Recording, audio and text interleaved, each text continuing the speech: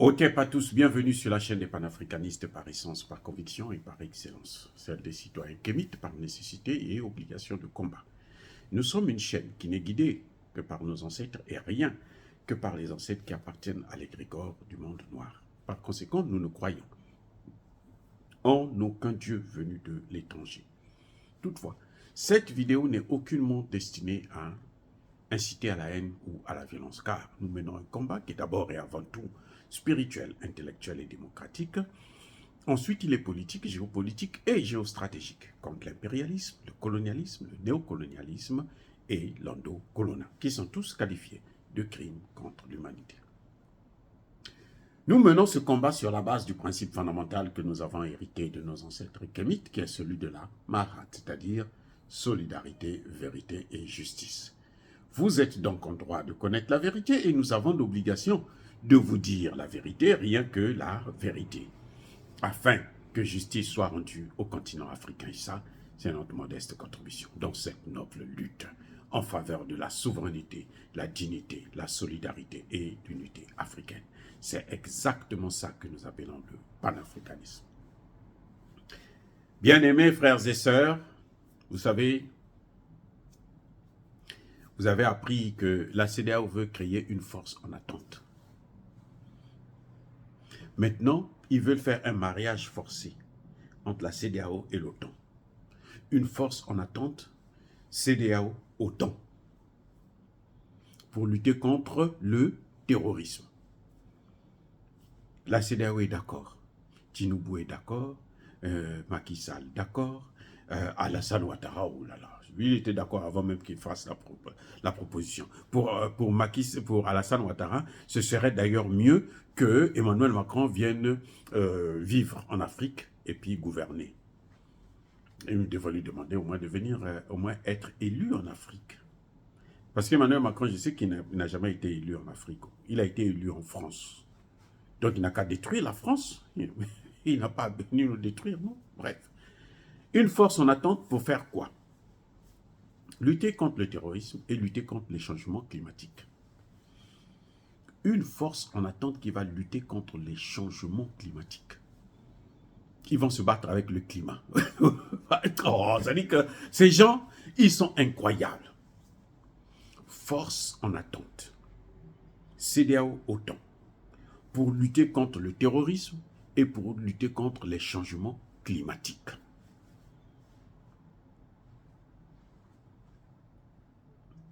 Bon. D'abord, contre le terrorisme. Les gars, qui est à l'origine du terrorisme dans le Sahel? Ce n'est pas l'OTAN. Qui a détruit la Libye? Ce n'est pas l'OTAN. C'est l'OTAN qui a détruit la Libye. C'est l'OTAN qui a pris les terroristes et les a envoyés dans le Sahel. Il y a un clown français qui vient de sortir un livre là, la guerre Poutine contre la France. Pas la Russie, hein, Poutine contre la France. Un seul homme se bat contre tout un pays. Et déjà, le titre seulement, ça vous dit déjà que non, bon, lui là, dans sa tête là, je ne sais pas si vraiment il y a un cerveau. Poutine contre la France. Le titre seulement.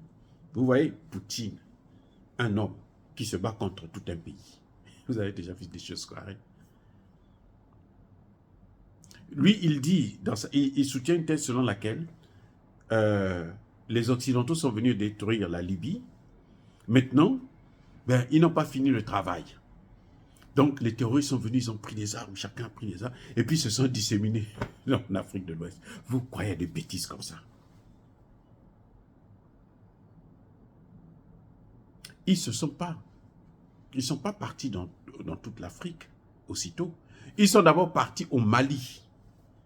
Ça veut dire qu'ils étaient organisés, structurés, guidés. Ils ont traversé toute l'Algérie. Oui. Ou toute l'Algérie. Je ne sais pas, une Algérie ou une Algérie. Une Algérie, je pense. Ils ont traversé tout le territoire algérien. Là. Et puis, ils sont venus au Mali. Les terroristes ils n'ont pas pris l'avion, hein. Ils se sont déplacés avec des armes lourdes. C'est-à-dire qu'on ne pouvait pas ne pas les voir. C'est pour ça que l'Algérie a été complice. Vous voyez ce qui se passe? Donc, de la Libye, Algérie, nord du Mali. Et puis maintenant, ils allaient vers le sud. Quand ils sont arrivés au centre, c'est là que les choses ont commencé à se corser. Donc, le terrorisme, Lavrov l'a dit. Il a dit à Laurent Fabius que mais ceux que vous venez pour protéger là, au Mali, là, c'est ceux que vous avez armés. Et l'autre, il vient dire que non, les gens sont venus, ils ont pris des armes et puis ils sont rentrés comme ça. Parce que les Maliens là, les pauvres gens là qu'on voit qui n'ont jamais voyagé là, ceux qui sont impliqués dans le terrorisme, je ne parle pas des Koufa et autres. Eux aussi, ils étaient en Libye, ils faisaient quoi là-bas? Bref, ils ont pris des gens, ils les ont organisés pour aller au Mali. Ils ont fait leur base. Et maintenant, ils ont commencé à s'étendre dans le Sahel. Parce que le Sahel, c'est le cœur de l'Afrique. Si vous avez le Sahel, vous pouvez avoir l'Afrique de l'Ouest, l'Afrique centrale et l'Afrique du Nord. Donc vous pouvez... Et c'est là l'erreur de l'Algérie, parce que l'Algérie croyait qu'elle serait épargnée. Non, après, on devait s'attaquer à l'Algérie aussi et au Maroc. Même le Maroc, là, ils sont dedans. Qu'est-ce que vous croyez? Bref, il crée une force en attente pour lutter contre le terrorisme. Ça n'a aucune base, ça n'a aucun sens, c'est tellement ridicule. Parce que ce sont eux qui ont amené le terrorisme. Les emails d'Hillary Clinton montrent bien que c'était une opération prévue de longue date, parce qu'il fallait détruire la Libye. Et l'objectif, c'était occuper le Sahel. Maintenant, la lutte contre le réchauffement climatique, les changements climatiques, là, vous croyez que c'est quoi, d'après vous? Vous avez déjà vu des gens se battre contre le climat? Eux, ils savent même comment on arrête la pluie. Et comment ils peuvent bloquer le soleil. C'est pas possible. La lutte, la force en attente, là, pour la lutte contre le réchauffement climatique, là, c'est le contrôle de l'énergie. C'est-à-dire que le pétrole qu'il y a au Mali, là, on va dire au Mali, bon, écoutez, votre pétrole, là, au nom de la lutte contre le réchauffement climatique, vous ne l'utilisez pas. C'est nous qui avons le matériel pour le faire, nous, on va l'utiliser. Et puis, ils prennent tout le pétrole, ils amènent chez eux. Et vous, si vous boudez, on vous détruit, on vous tue. Voilà ce que ça veut dire. Voilà ce que ça veut dire.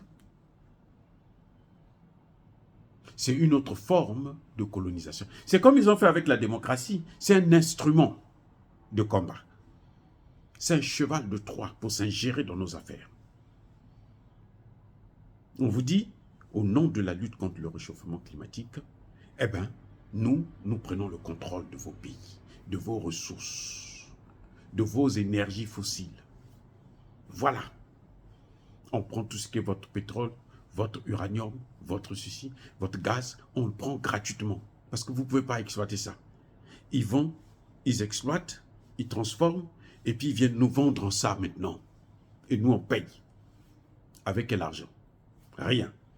Comme vous n'avez pas d'argent, on continue on vous domine encore plus. Vous avez vu comment on nous a eu avec la Banque mondiale et le FMI, des programmes d'ajustement structurel. Ils ont pris toutes les entreprises qui appartenaient à l'État en Afrique. Toutes les entreprises qui appartenaient à l'État. L'Afrique noire, là, surtout. Au Congo, nous, on avait des usines et tout. Les gens travaillaient. Il n'y avait pas le chômage. On prenait même les enfants à l'école là pour aller faire des stages. Chaque année, vous avez, pendant les grandes vacances, là, 3 mois de vacances, là, vous êtes en train de passer vos stages. Et vous préparez votre rentrée scolaire. Le FMI est venu à tout prix. Tout. Ils ont donné aux Occidentaux. Un programme de privatisation forcée. Donc, c'est ce qu'ils veulent faire avec cette idée de réchauffement climatique. Ils ont fait ça avec la démocratie, au nom de la démocratie. Ah, vous n'êtes pas des démocrates, vous n'avez pas été élus. Oh, non, maintenant nous on va intervenir. On met des sanctions, on fait ceci, on vous torture, on fait plier des populations entières. Au nom de la démocratie. C'est ce qu'ils veulent faire maintenant, au nom du réchauffement climatique. Au nom de la démocratie, vous avez vu comment ils ont détruit les pays. Regardez, la Libye, c'est au nom de la démocratie. L'Irak, c'est au nom de la démocratie. L'Afghanistan, c'est au nom de la démocratie. Le Soudan, au nom de la démocratie. Mais qu'est-ce qu'on n'a pas vu avec cette démocratie? C'est ça, la démocratie.